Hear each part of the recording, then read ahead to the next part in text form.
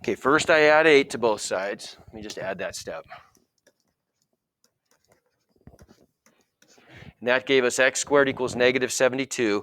Now I'm going to square root both sides to solve for x. Whenever I square root both sides, what do I automatically always have to include? Plus or minus. Very good. So I'm going to get my plus or minus coming from the fact that I'm square rooting both sides. And then I just have to simplify the square root of negative 72. A negative inside the radical is always going to give me what? I'm going to get an I, aren't I? Outside. Because I could turn this into the square root of 72 times the square root of negative 1. The square root of negative 1 gives me my I.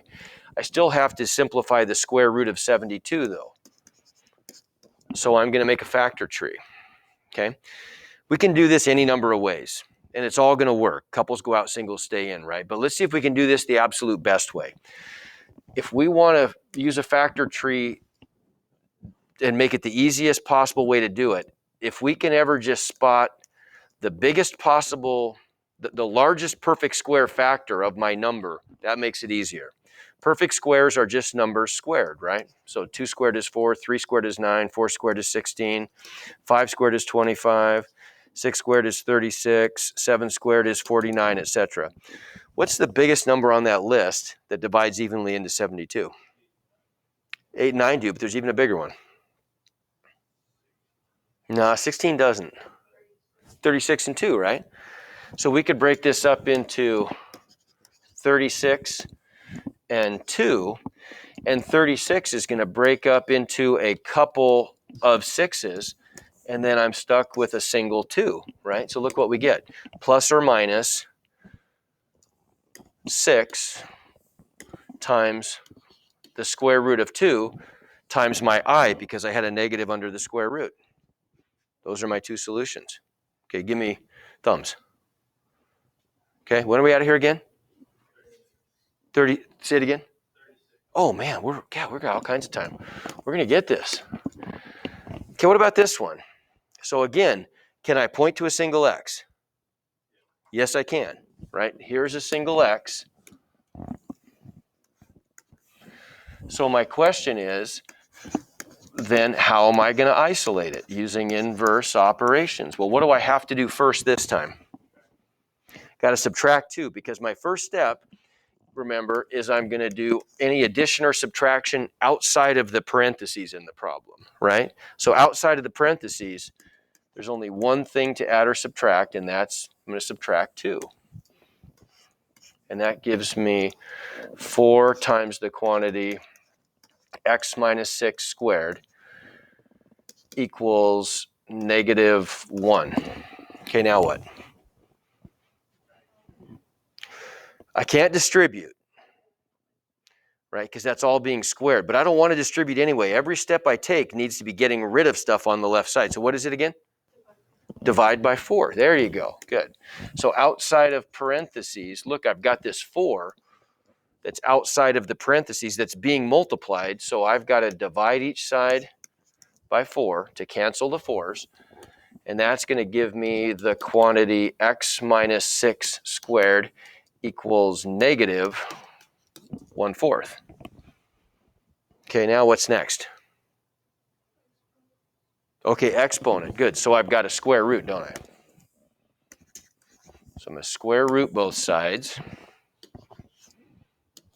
which means I have to include a plus or minus, right? So I'm getting x minus 6 equals plus or minus the square root of negative 1/4, right? Well, the square root of negative 1/4 is the same thing as the square root of positive 1/4, right? Times I. Everybody agree? The negative inside becomes an I outside, right?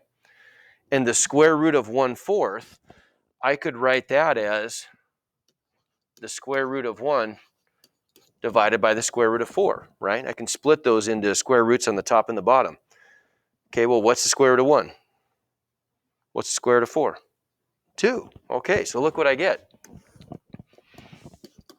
X minus 6 equals plus or minus 1/2 I. right? What's the last step? Where do I add the 6? It's the real number, right? So where does it go on the right side? Oh, good, in front of the plus or minus. Excellent, right? So last step then is we're going to add 6, and I'm going to put it in front of the plus or minus. And look, I've got both my answers there. 6 plus or minus 1/2 I, right? That's a 1. Notice that those are complex conjugates, aren't they? Everybody see that?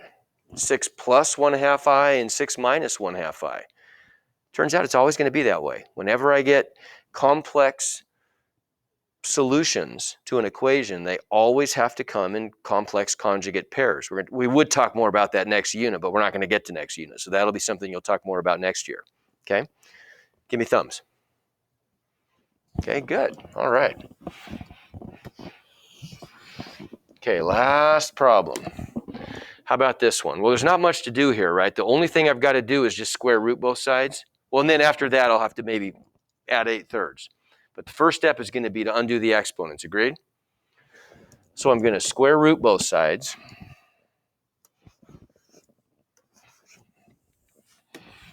So I get x minus 8/3 equals plus or minus, got to include the plus or minus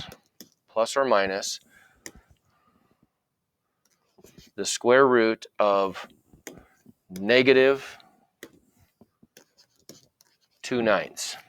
So the negative inside the square root becomes I outside the square root. Good. Okay, so we've got, I'm going to get an I out there. And what about my square root? Well, I'm going to get the square root. I get plus or minus the square root of 2 divided by the square root of 9. What's that? 3. Good. Right? And so if I do a little side work here just to illustrate that point, what did we just do? Well, we just said square root of 2/9 equals square root over square root of 9 equals square root of 2 over 3, right? Okay. Last step. Add 8 over 3. Where am I going to add it, Lindsay? There you go. In front. So we're going to add 8/3. So these guys cancel. And there's my answer. X equals 8/3 plus or minus the square root of 2 over 3 times I. Give me thumbs. You got it. That's it for Unit 4.4. I'll put the assignments up and you guys can go to town on those.